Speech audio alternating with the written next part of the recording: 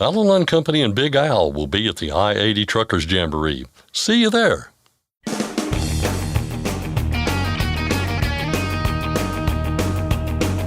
OOIDA, representing America's truckers since 1973, presents Landline Now with your host, Mark Reddick.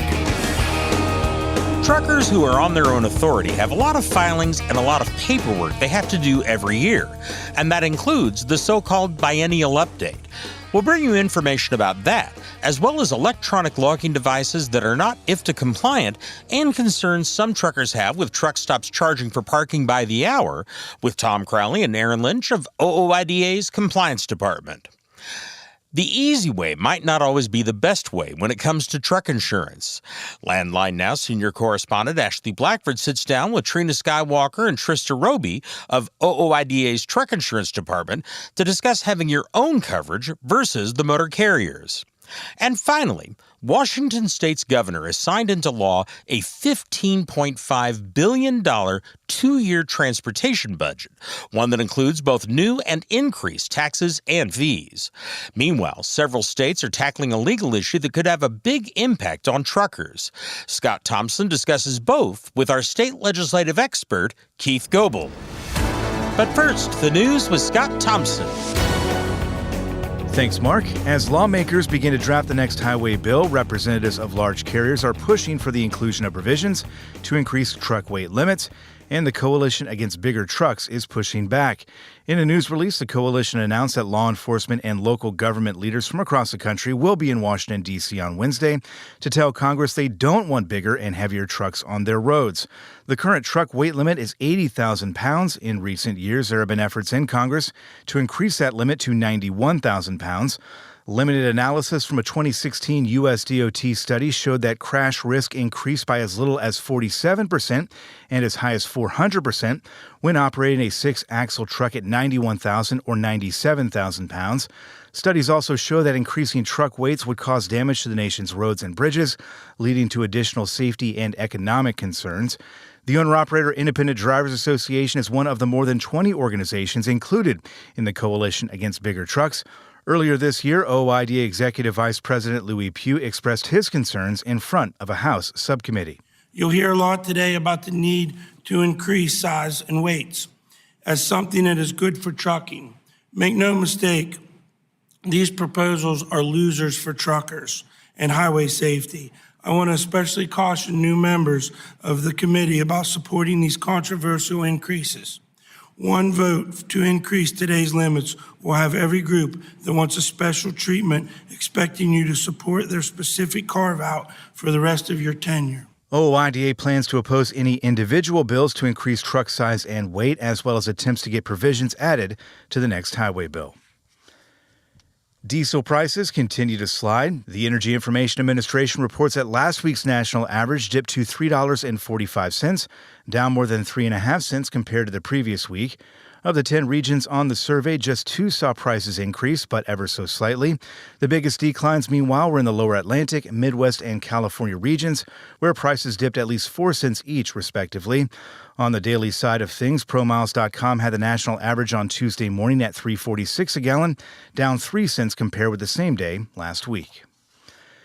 The OOIDA Foundation's latest monthly market report depicts an industry still trying to pull itself out of a slump. Taking a number of factors into account, the report notes that volume and demand are weakening and capacity is loosening. And while spot rates for flatbed have been trending upward, van and reefer rates continue to be lower than they were this time last year. Overall, the OOIDA Foundation report says the outlook for the future remains negative. Meanwhile, activity at U.S. factories shrank for a third straight month last month. The Institute for Supply Management's Manufacturing Index dipped 0.2 points in May to 48.5. Readings below 50 indicate contraction. The report cited tariff uncertainty as a driving factor for the trend. Wildfires that have forced more than 25,000 Canadians from their homes have prompted emergency orders for commercial truck drivers. Firefighters have been battling wildfires that have burned more than 2 million acres across Canada, mainly in the provinces of Manitoba, Alberta, and Saskatchewan.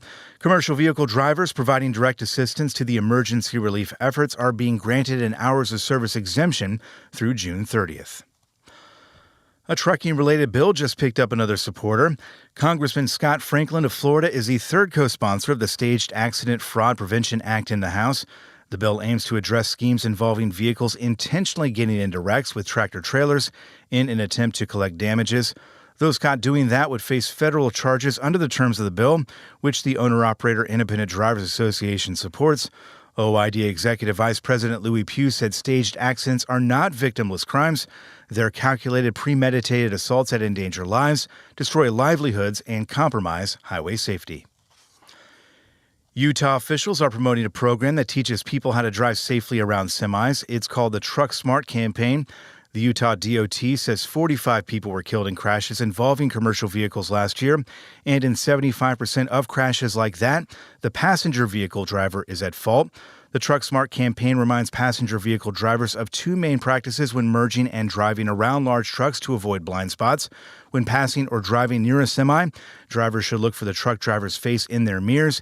And before merging in front of a large truck, drivers should make sure they see the entire truck or both headlights in their rearview mirror before moving over. In addition to educating the general public, TruckSmart also does in-person presentations to teens in driver education courses. More than 700 presentations were given to driver's ed classes last year. And finally, authorities in Washington state say some 14 million honeybees escaped after the semi that was hauling them overturned. It happened in Whatcom County near the border with Canada late last week. The sheriff's office says a commercial truck was carrying more than 70,000 pounds of pollinator hives. Initially, officials said some 250 million bees had escaped, but they later corrected that number. No word yet on what caused the semi to roll over, but the road where it happened was closed for about 24 hours while crews cleaned up the scene and allowed the bees to rehive and find their queen. That's Lane Line Now News for today. I'm Scott Thompson. Thanks, Scott. Congratulations to Keith Gibbon of Graceville, Minnesota. He's received the OOIDA Safe Driving Award for 44 years of safe, accident-free driving. That's the equivalent of a car driver going 330 years without causing a single accident. The OOIDA Safe Driving Award program is sponsored by Shell Rotella. And if you're interested in receiving the Safe Driving Award, you can find a link to more information on our website, landlinenow.com. The issue of English proficiency is hot in trucking right now, with the president's executive order calling for enforcement of the requirement and then action by both the DOT and CVSA to enforce it. However, now, a member of Congress has introduced a bill called Connor's Law that would make the president's order the law of the land. Truckers should contact their members of the U.S. House today to support that bill. Again, Connor's Law. You can call them at 202-224-3121 or write a letter using the website fightingfortruckers.com. Cargo theft is reaching epidemic proportions in parts of the country, with those states that contain ports taking the brunt of the problem. The Combating Organized Retail Crime Act is a bill designed to help law enforcement combat that problem. It would strengthen legal tools for local law enforcement, expand money laundering statutes, target prosecution of organized retail and supply chain theft groups, and create an office in the Department of Homeland Security to coordinate efforts. The bill is H.R. 2853 in the U.S. House and S. 1404 in the Senate.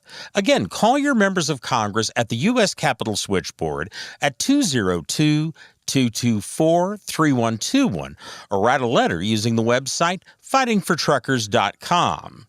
Next, I'll discuss how you file for your biennial update and more with Tom Crowley and Aaron Lynch of OOIDA's Compliance Department.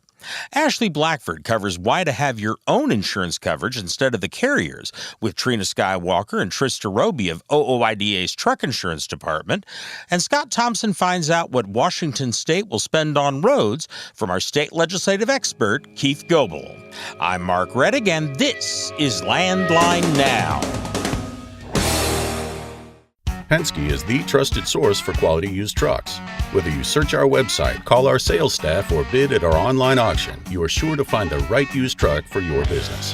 Visit PenskeUsedTrucks.com to view our inventory and learn more. High heat and low lubricity can break your diesel fuel down fast. Summer driving means crowded roads, more stress, dust, and a bigger risk of costly engine damage. Howe's Diesel Defender protects from the inside out, cleaning, lubricating, and fighting injector wear. Visit houseproducts.com.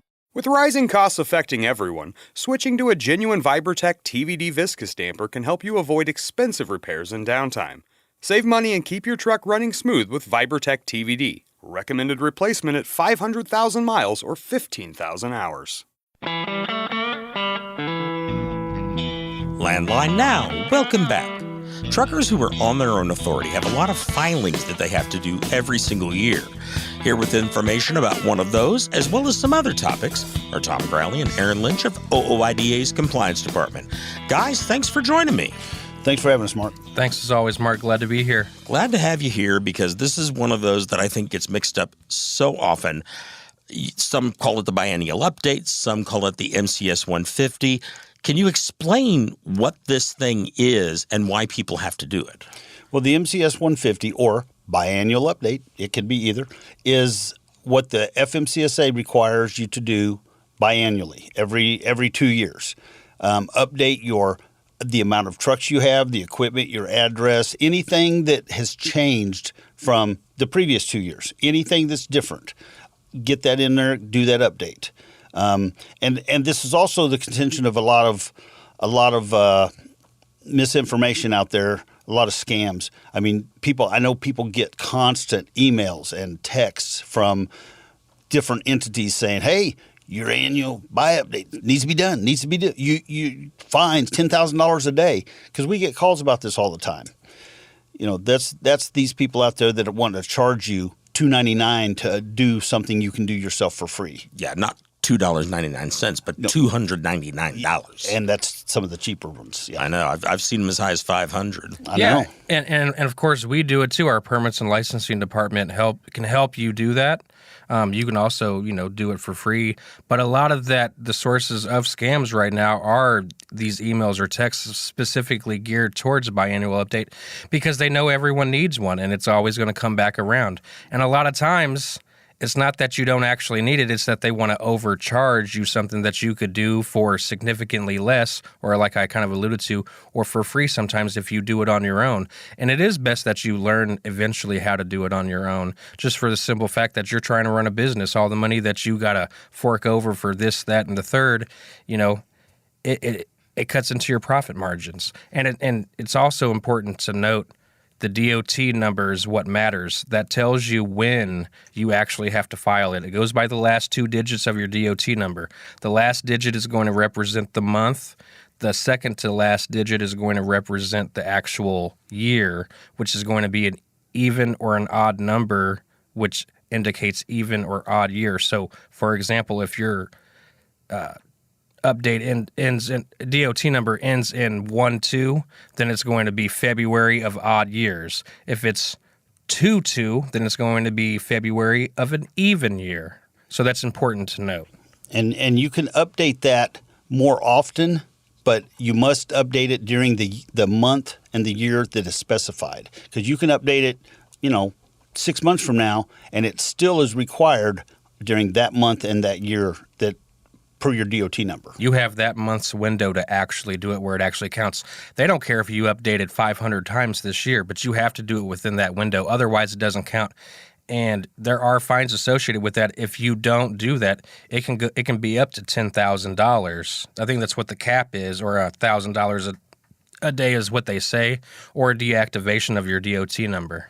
Yeah, that's what usually catches people is when their number is deactivated and they call us up and they said, "Hey, I talked to this broker. They said I'm not active." What? Then that opens up a can of worms for you. Well, and you mentioned there that you could do it monthly. That's where a lot of the scams get people is, as I recall you guys telling me, that they will get your credit card number and they'll up the darn thing every month instead of every 2 years and charge you every time they'll put they you do on it. Auto renewal. And that's with anything. If you're not watching your charges, then money will go out and you will have no clue. Yeah. So. And something else that I just want to drop in here real quick, Aaron, you mentioned that OOIDA's Permits and Licensing Department will do this for way the heck less. I mean, basically covering our expenses, which is like $40, I think they do. $40, yeah. Absolutely. So, you've both mentioned doing it yourself, and I like when we tell people how to do it yourself. How do you do that? Well, you go to the Safer site, the Safer website, as safer.fmcsa. DOT.gov, I think. DOT.gov. Yeah, I believe so.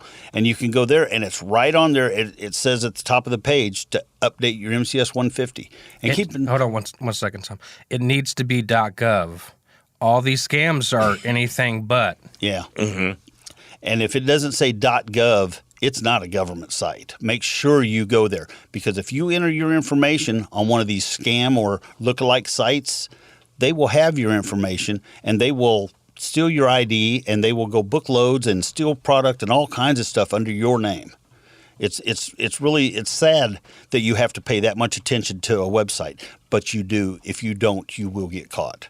Well, and this all goes back to something we've talked about before, that when you are on your own authority, you are not just a truck driver. And I hate to use the word just there, because being a truck driver is not an easy thing for anyone. But you are also a business person, a business owner. And you got to pay attention to this stuff when you own a business. And if you're running your business or any business, there are multiple aspects that's got to be minded all the time. I mean, you've got to have eyes all the way around and seeing everything all the time. Because any place you're not looking, there's somebody trying to take advantage of you. Okay. And folks, we will put a direct link on our website, landlinenow.com, to the Safer site, and specifically to where you can file your biennial update. And again, if you've got any questions, or if you're not sure if it is your time to file, go ahead and call OOIDA's Permits and Licensing Department. The phone number is 816-229-5791. Let's go on to another topic. I mean, scams are important to cover and all, but boy, they're depressing. I guess you all have had a lot of calls about ELDs, electronic logging devices, that are not compliant with IFTA, the International Fuel Tax Agreement. And I know a lot of people want to use the ELD for that, but Tom, you've done a real good job in the past of explaining the difference between what an ELD must do versus what IFTA requires. Well, yeah. Because the ELD under the FMCSA requirements is that it pings every hour, that it keeps kind of a loose track of where you're at. Because the only requirements for the ELD under the FMCSA is that it logs location at duty change. You know, that's the biggest requirement there. Well, for IFTA, it has a different requirement. IFTA requires to know the routes that you're on, and it requires a ping every 15 minutes.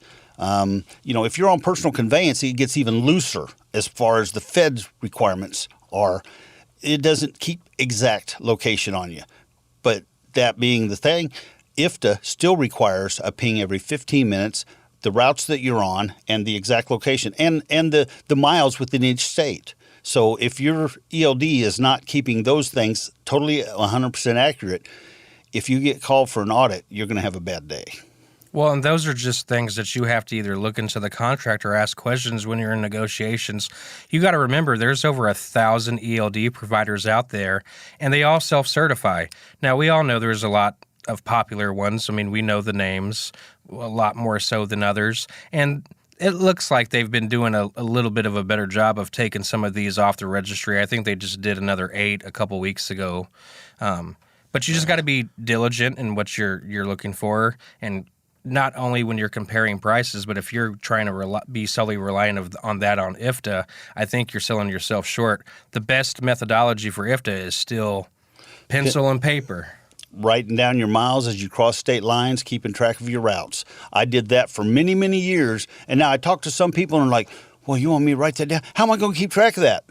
It's not that difficult. A lot of drivers out there have done that for a lot of years, and it works. When you get an audit, if you've got that written down and you've got that documentation, because the first thing IFTA does is come in and disallow everything, and you have to reprove everything. And if you don't have your receipts, your fuel purchases, the miles that you've driven in each state, and the all that type of information, IFTA audits are ugly. They are just downright ugly, and there's no place for a lawyer to get into it. It's just you and the auditor. A lot of people I even hear would rather go through an IRS audit than an IFTA audit. That's how tumultuous it can get, especially if you don't have supporting documentation. We're going to scare people. Well, you know what? I'd rather scare them and have them do it right than hear from them afterwards. Yeah. Because IFTA's also got another ugly thing they do. If you don't have that documentation, they will drop you to 4 miles per gallon and charge you the difference, period. And it's not negotiable or debatable. That's what they will do. And this goes back to something we've talked about in relationship to a lot of other topics.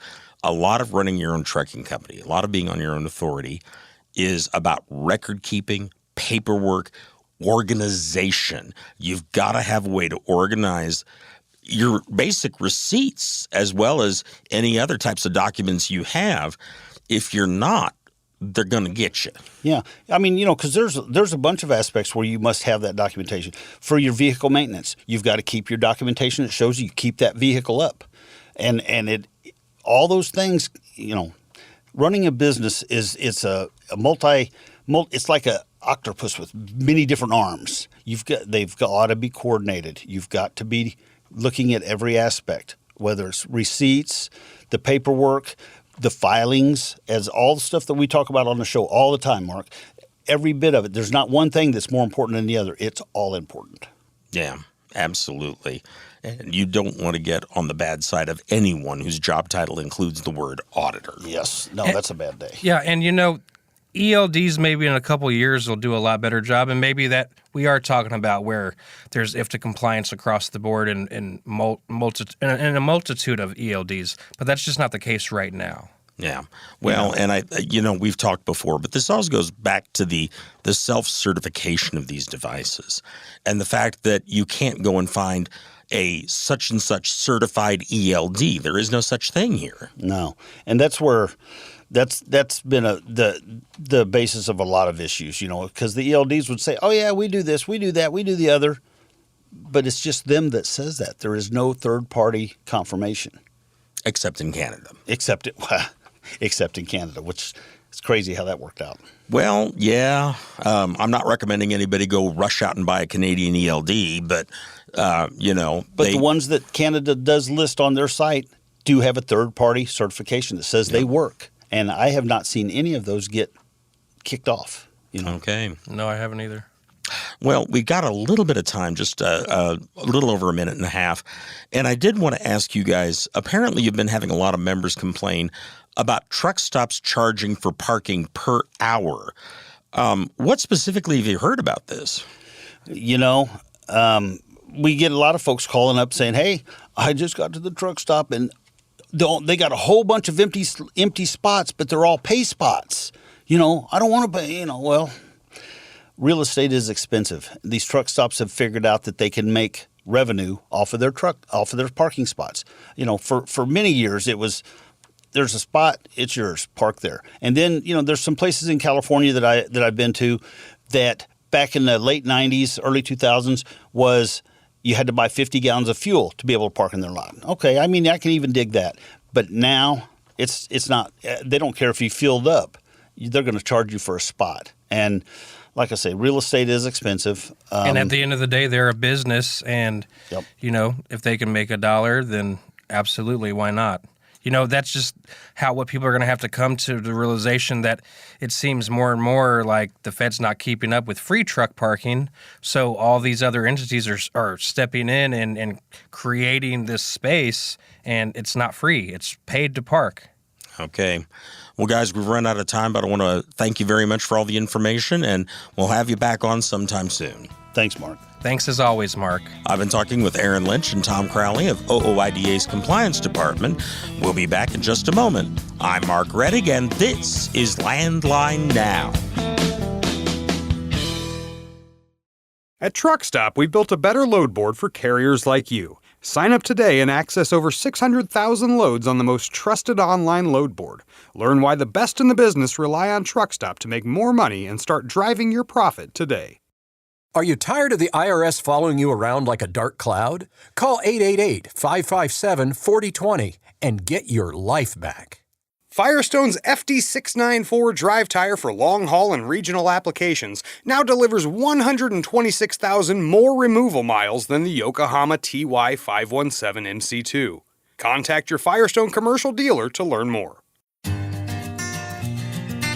Landline Now, welcome back. Like tires, fuel, and an engine, insurance is one of those things you just have to have for your truck. But not all insurance is created equal. Ashley Blackford is here with the experts from OOIDA's Truck Insurance Department to answer some questions. Thanks, Mark, and hello to Trina Skywalker and Trista Roby with OOIDA's Insurance Department. How are you doing, ladies? Very good. How are you? Hi, Ashley. It is so wonderful to have you back. It's nice to be here. We have missed you. I've missed your face. The listeners. The phone's been ringing off the hook. They're like, where is Trista? Oh, that's great to hear. It's good to have I'm you in back. high demand. Wonderful. Good for you. People like you. Today we are talking about having your own insurance versus the motor carrier's insurance. And I want to ask you, ladies, from your experience, what option do you typically see owner-operators choosing the most? Well, we're the ones getting the calls for quotes. So the majority of the time we see people getting their own. Mm-hmm. And so that's kind of a hard question to gauge because I don't know the ratio. Yeah. How many people out there that aren't calling? Right. I mean, we do have the ones. I didn't mean to cut you off. I'm sorry. You're probably going to say the same thing I was going to say is that, a lot of times when people are calling, they're calling to leave the motor carrier's insurance. Oh, gotcha. That's true. No, I was actually going to say we do have the occasion where we'll give the quote and they'll say, it's cheaper through the motor carrier. I don't think that happens too often. Probably the scenario Trista just mentioned is what happens more, but we encourage everyone to get it on their own. And that's why we wanted to talk about it today, for sure. If someone does call and they say, get the quote and they're like, cheaper through the motor carrier, what's your response to that? Oh, we've got a list of replies to that. Yeah, I mean, really, first and foremost, what does it include through the motor carrier? A lot of times you're looking at less coverage, so of course it's going to be less premium. Right. You're looking at bare minimums with the motor carrier. So usually. Yeah. Also, when you leave the motor carrier, if there's any kind, whether it's on your terms or theirs, the minute you leave them, you lose the coverage. Whereas when you have that coverage on your own, there are options. Most insurance says, secondary insurance says you have to have a lease agreement in place, but there are options through other insurance companies where you're out options with that motor carrier's insurance once you leave the motor carrier. Right. Well, and there is, going back to what Trista was saying initially about check, see what kind of policy it is. Anyone who listens to our program knows that we talk about towing coverage all the time. We try to work it into every segment. Even if we were sitting here having a personal conversation about how the weekend went, we would try to work in towing. Right. If we're on this program. And that's a huge thing that we tell them, like, check and see what's going to happen if you have an accident and they don't have towing included in the physical damage. At least check and see if they offer it, because our goal is not to, obviously we like to sell policies. It's what keeps us going and inevitably helps the association. But at the end of the day, what matters is that you are making the choice that's best for you. We think the best choice for you is to get insurance with us, but people are going to get it with other agencies. They're going to check through the motor carrier, and we just want them to be sure, see if they offer towing, ask if they have any coverage included in the physical damage. Well, and kind of circling back around, making sure you even have physical damage, because sometimes people think that they have the coverage for the truck itself through the motor carrier. They think that's included or part of bobtail, but typically it's not going to be part of your bobtail or non-trucking coverage. That's just going to be coverage while you're not attached to a trailer for the other person. And so a lot of times you don't know until you know, which unfortunately is at claim time, that you don't have coverage for the truck itself. Well, and I don't think this happens often, but I haven't seen them firsthand. I've heard of scenarios years ago where people had trouble with a claim because the physical damage policy wasn't in their name. So you've got this truck that's titled to you, and then the physical damage on that truck is in a policy under the motor carrier with them as the policy holder, policy title. And I'm not saying a claim would be denied, but I can't say what would happen in that situation depending on who you're insured with or who the motor carrier is insured with. And so those are all things that we do say to customers when they say it's cheaper through the carrier. And I know it's more convenient, too, because it comes out of their settlement. They don't have to worry about making that extra payment. It's just done. But most insurance carriers can make it super convenient for you, too, with direct pay and that kind of thing. So, we can match motor carriers when it comes to that kind of thing and making it convenient. And those are the kinds of things that especially we'd be in telling. today's day and age. Mm-hmm. Yeah. If you do decide to get your own insurance, can you get extra coverage through your motor carrier? And if you could, what would that be for? Typically not. I think it's going to depend on the motor carrier and if they're getting the coverage for you and just sort of assigning it through a fleet type deal, or if they're saying, here, call XYZ, they're our insurance, then you might have those sort of options.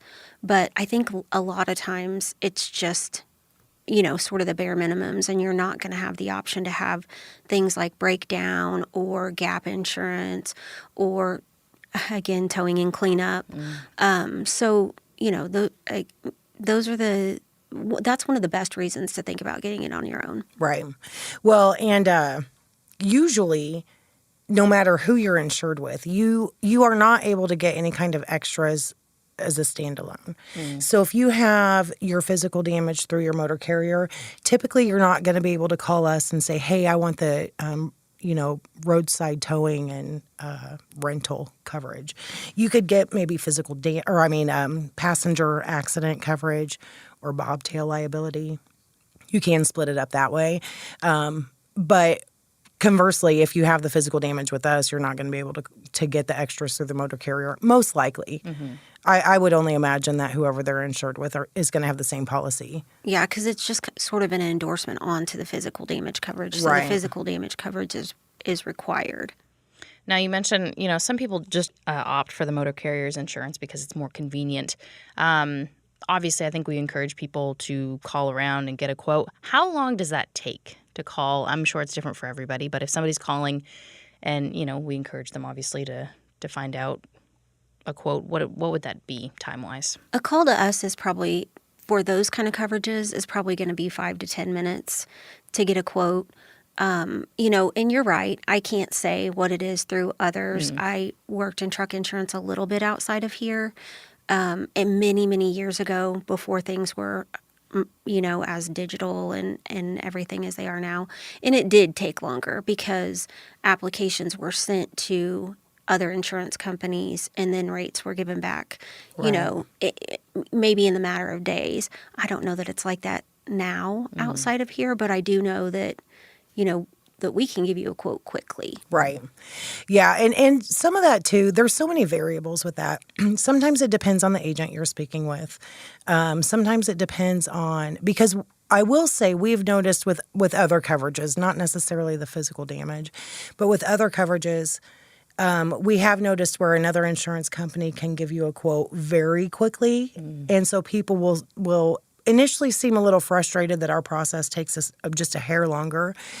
But that's also because when you call back and say, okay, I want to get this policy started, we really try to avoid having the rate change because of something we didn't ask or information we didn't gather up front or didn't know about up front. And so I think it depends on the agency that you're speaking with, the agent that you're talking to. But yeah, I mean, like Trista said, if you're just getting a basic quote on physical damage and bobtail, it's not going to take very long. And the beauty is that can also be bound, depending on your circumstances. If you're already leased on, and have your motor carrier's information and your lien holder's information, that can be bound in the matter of another 5 to 10 minutes over the phone. And then you can have proof of coverage same day. So it can be a very quick and smooth process. Is it possible if an owner-operator has their own coverage, or say bobtail or physical damage, that they end up double covered if they're not checking with their motor carrier and seeing what's covered there? Yeah. I nodded. I know. I forget that you guys are the only ones that can see me nod. Yeah, that's definitely a common problem. And it's unfortunate because, chances are if you're double covered, you're paying double the premiums, and you're not, there's actually, come claim time, there's going to be drama over who's going to pay, or somebody pays partial, or that sort of thing. It doesn't actually give you double coverage. Right. Do a lot of people think it does? I don't know. I think most people just don't know they have the double coverage. Correct. And so by the time they call, it's either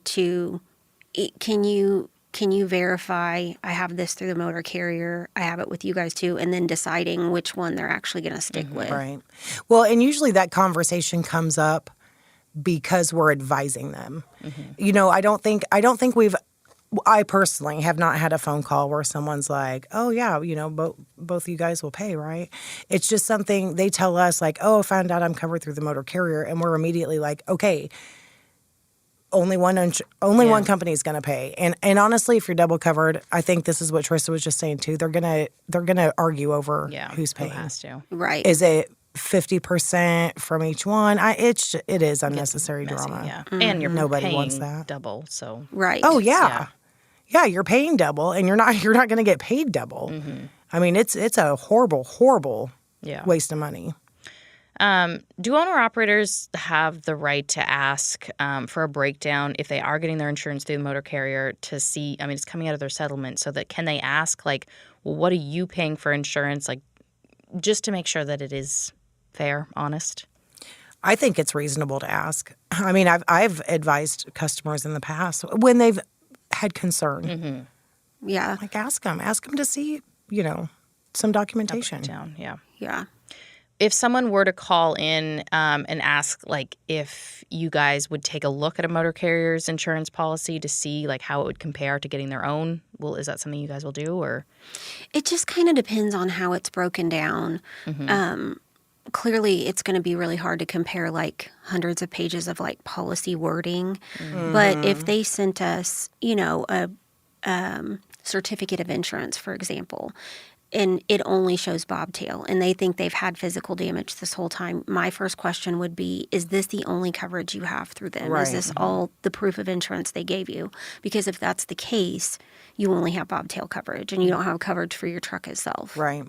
Well, and I do think sometimes we'll have a conversation with someone and say, okay, call your motor carrier and ask this. So maybe it's not proof of what they're paying, which that's a whole other thing, because the way that they charge for insurance may or may not cost you more in the long run. But it's not unreasonable to ask questions. So we'll tell them, ask them this, ask them that, call me back, let me know. And then we can kind of fine tune or figure out exactly what they need, what they have. Well, and that creates a whole other situation too, because ask them, sometimes you're sort of cutting out the agent who is kind of there to help you and protect the insurance company. The agent's there for the middleman, and they're kind of cutting out that agent. Who do you ask? Right. Well, yeah, you're not gonna be able to get the answers from the motor carrier's agent like you would your own. Yeah. All right, ladies, all good advice. I really appreciate you taking the time. Absolutely. Thanks for having us. Thank you. Our thanks to Trina Skywalker and Trista Roby of OOIDA's Truck Insurance Department. If you have any questions about insurance, you can call 816-229-5791. For Landline Now, I'm Ashley Blackford. We'll be back after this. Since you started, what you've loved about trucking is the freedom. Heading out on your favorite route, a good driving song, and thinking about truck insurance. Well, maybe not that last one. That's why we're here. At OOIDA, we have a full range of truck insurance products, expert advice, and great customer service, helping you get the right coverage for your operation. Go to OOIDA.com, because your job is to drive. Our job is to help with everything else. One state finalizes its transportation budget while several others look at third-party litigation reform. Time now for our weekly state legislative update here on Landline Now, and join us as usual is our resident expert on the subject, Mr. Keith Goebel. Keith, good to see you. Scott, you put high expectations out there for me to try to live up to. You have lived up to every expectation thus far. So you're too kind. I have faith that we're going to land this plane here over the next several minutes. Although I don't buy it, but okay. Well, let's see how anyway. we do. Let's see how we do. That's exactly right. I thought that we spoke briefly about this recently, Keith, but I think you recently just corrected me on this. But Washington State kind of trying to push through its transportation budget, and now that has happened. Yeah, recently. I mean, it's up to each individual person's definition of how long is recently. Subjective. Has it been this year? Yes, Scott. We have talked about All right. this. That's a win for me. Already I'll take it. once this year. And what we're updating folks about is that, in Washington State, they have their 2-year transportation funding budget has been finalized. The governor signed it here recently, and in recent days, I guess I should say. Hey, the focus here. Getting stuff appropriated for roads, bridges, transit, even ferries there in the state of Washington. And it's going to allow them, with what they agreed to, some highlighted projects that had been talked about as this was going through, what they're looking to put resources towards, for at least for roads. You have projects like the Interstate 5 bridge there in Vancouver, the north-south freeway in Spokane, among the highlights that were pointed out by those who were pushing for this significant transportation funding budget. $15.5 billion over 2 years. We talk about this all the time, maybe not about Washington State in particular, but we talk about states and how they're always trying to move money around and figure out how to pay for their transportation needs. And we all know that there are many needs throughout each individual state. With Washington State here, they came up with, again, $15.5 billion. It's a huge chunk of change there. And the question always is, when they come to these things, how are they going to pay for it? And Washington State is kind of dipping into a few things here, it looks like. Yeah. They've got a mix of both new and adjusted revenue sources that they've tabbed here. The most notable and significant, I guess it's fair to say, for our listeners and anybody who buys fuel in Washington, is a fuel tax increase for the first time in almost a decade. They're raising the tax rate there, as it is now just south of 50 cents a gallon for both gas and diesel as of July 1st. So we're less than a month away. They're going to have a 6-cent increase for gas purchases for those folks who are purchasing diesel. It's going to be phased in. They're going to have half of that increase take effect as of July 1st, and then the other half increase is going to take effect next July, 2027. 2 years from now, in July 2027. 3 cents this year, 3 cents 2 years from now. At that point, diesel fuel will be about 55 cents a gallon. Worth mentioning, and it is kind of the theme of states that are this year that have been looking to increase tax rates, fuel tax rates, is they've included an inflationary adjustment to this. So for gas, since the full 6-cent increase in gas will be taking effect on the 1st of July, that inflationary adjustment will kick in next July for gas. For diesel, since it's phased in over the course of the next couple of years, the diesel inflationary adjustment, that will not start until 2028. So maybe more likely that they won't have to revisit tax increases every decade there or so in Washington, looking to just increase a little bit each and every year. Yep, I see there, and I see this on landline.media. Your story, Keith, that you wrote, they're also hiking some annual registration fees. That includes for commercial vehicles, about $90 more there. So they're taking a little bit here, taking a little bit there. But again, $15.5 billion over 2 years. They figured out a way, and we'll see that go into effect here relatively soon. Yeah. Is that too subjective? Yeah, there's a couple other things that, or I guess maybe one thing that might be of interest, at least it was to me. Sure. And it is, they're continuing to tap, the typical revenue source, which is the fuel tax. And you see higher fees for, like you pointed out, license fees, that sort of thing. They're also going to be having a new vehicle fees that they're collecting, and the target here is on like your more expensive motorhomes, your more expensive aircraft, your more expensive watercraft there in Washington. So they're adding taxes for those best of the best, I guess you could say, types of recreational vehicles, which they haven't done before. So they are doing that. They opted to avoid increasing fees for electric and hybrid vehicles, but they are getting some additional revenue from sources that they previously have not tapped. Gonna have to fork over a little extra money for that yacht. I had my eye on it, apparently, but unfortunately.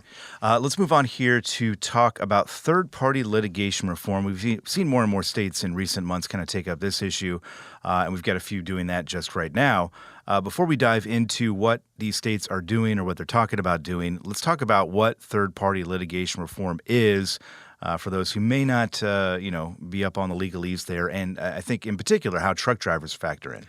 Yeah, anytime you have a term, third-party litigation financing. Yeah, the eyelids get a little heavy, don't they? It is okay. Tell me more, please. That essentially is pretty clear just by saying it. It's a legal term, and it's used to describe instances whenever you've got a financier for litigation who is paying for lawsuits. Say they hear about a potential case a civil case that could end up in a pretty significant payday. It might be worthwhile for them to invest in that, and by investing it, they would get a portion of whatever is collected, whether that is at the conclusion of a trial, or maybe there's an agreement that has a nice payout.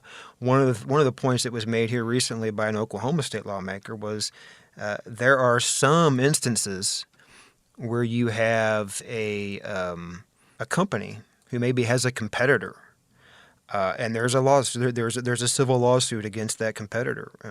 It might make sense for that competing company to be the third-party financier, and that could significantly hurt their competitor. And then there's concern about foreign entities that are involved, foreign governments that could be looking to destabilize certain industries here in the U.S. So a lot of attention being paid nowadays to trying to really put the brakes on, or at least regulate this industry. And Oklahoma, I think of the states that we're looking at least, has gone the furthest on this issue of late, and there's a lot. Yeah, as of late, Georgia and Kansas both acted on this here. I think the last time we talked about it, Oklahoma is a new addition to this. So yeah, just essentially like what a lot of the states are looking to do is like require disclosure of these funding agreements so that folks know that are involved what's going on. And like in the case, Colorado's another one that is nearing. A bill's been sent to the governor there in Colorado. The highlighted portion of it is that it would require foreign financiers to provide certain information, so there's a better understanding of exactly who all is involved in cases like this. And we've got Louisiana, California, New York, Ohio also looking at this issue right now. We've got bills to that effect kind of at different stages in the State House there. So we'll keep an eye on that. If you want more details, courtesy of Keith, on these stories or any other really related to state matters, you can go to landline.media and check out his work there. Keith, it's always a pleasure. I think we hit the mark. I think we did what we're supposed to do. We did all right. We did all right. All right, that was Keith Goebel, and that's a wrap on today's show. Thank you for listening, and thanks for all you do out there on our nation's roadways to keep America moving. And we'll see you right back here with another episode of Landline Now tomorrow.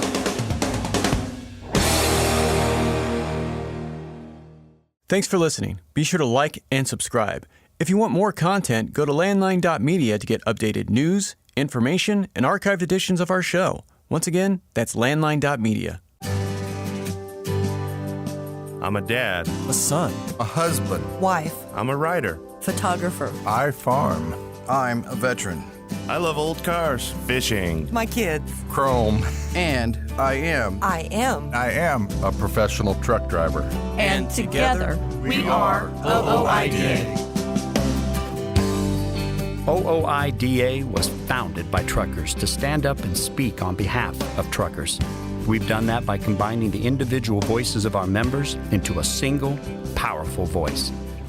Protecting your interests, defending your rights. Join us! Make your voice heard. Join OOIDA, the Owner-Operator Independent Drivers Association. Call 1-800-444-5791 or visit ooida.com.